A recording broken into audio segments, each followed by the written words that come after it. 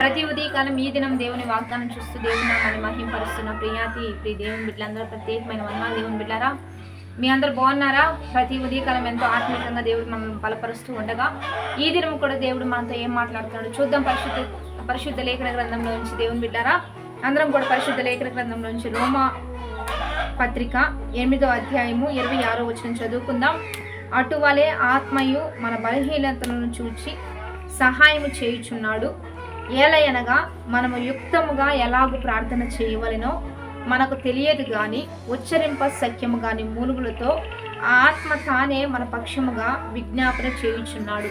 ఈ రోజు దేవుని బిడ్డలారా, దేవుడు మనల్ని బలపరుస్తున్నాడు. ప్రత్యేకమైన వాక్కునిచ్చి ఇక్కడ పరిశుద్ధాత్మ దేవుడు మన యొక్క బలహీనతలను చూచి మనకు సహాయం చేయడానికి మన యొద్దకు వస్తున్నాడంటే దేవుని బిడ్డలారా, ఎలాగూ మరి ఉచ్చరింపాలో, ఎలాగూ మనం ప్రార్థించాలో, ఎలాగూ యుక్తముగా మనం ప్రార్థించాలో, ఎలా వేటిని మనము యుక్తముగా అడగాలో అదే ఆత్మ మనలో ఉండి మరి ఉచ్చరింప సఖ్యము కానీ మూలుగులతో ఏ ఆత్మ మనల్ని బలపరుస్తుందో దేవుని బిడ్డారా, మనము యుక్తముగా ఎలా ప్రార్థించాలో అలాగే పరిశుద్ధాత్మ మనలో ఉండి ఏది అడగాలో, ఏది మనం పొందుకోవాలో అదే మనలో ఉండి మన బలహీనతలను చూసి మన ద్వారా ప్రార్థింప చేస్తానని దేవాతి దేవుడే మనకు తెలియజేస్తూ ఉండగా, మీకు ఏది అవసరమో, ఎలా అవసరమో, ఎప్పుడు అవసరమో ఆ పరిశుద్ధాత్మ మీలో ఉండి మీ ద్వారానే అడిగింప చేస్తూ ఉంటాడు. కనుక చక్కగా ఎల్లప్పుడూ ప్రార్థన చేయడానికి సిద్ధపడుతూ ఉండండి.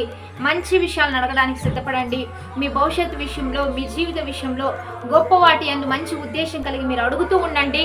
ఆ ఆత్మే మీలో నుంచి అడిగింప చేస్తూ ఉండగా వాటన్నిటిని సాధించాలనే ఆశతో ముందుకు కొనసాగించబడుతూ మరి ధైర్యంగా వాటి యందు మంచి ఉద్దేశం కలిగి ఏ పరిశుద్ధాత్మ మిమ్మల్ని మీ బలహీనతలను చూసి ఈ వేటిని అడుగుతూ ఉంటుందో, వేటిని అడిగింప చేస్తూ ఉంటుందో ప్రార్థించేది మీరు కాదు కానీ మీలో నుంచి పరిశుద్ధాత్మ దేవుడే మీ ద్వారా అడిగింప చేస్తూ, మీ ద్వారా ప్రార్థింప చేస్తూ దేవుడే సహాయం చేస్తానంటూ ఉండగా, అందుకనే మరి పరిశుద్ధాత్మ మీలో ఉంటూ ఉంటే మంచి విషయాలు మీరు అడుగుతూ ఉంటారు, శ్రేష్టమైన విషయాలు మీరు అడుగుతూ ఉంటారు.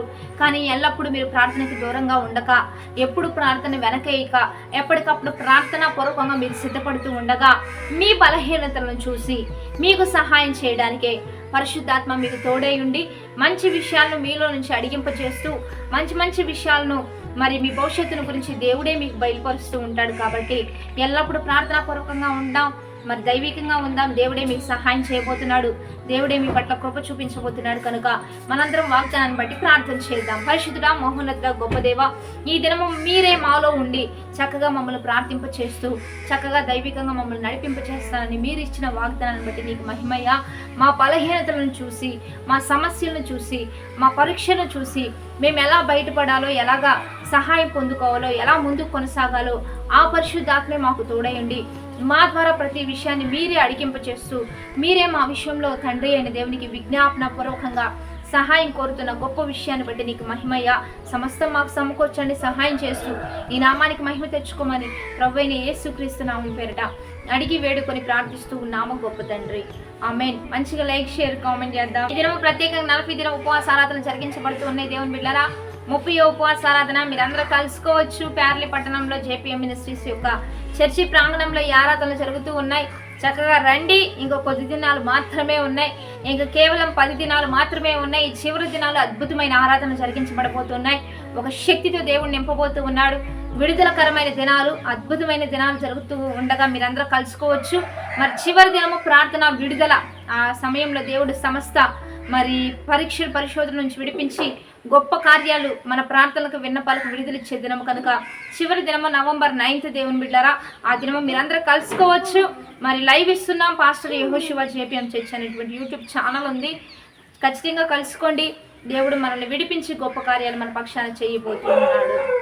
ఆమేన్.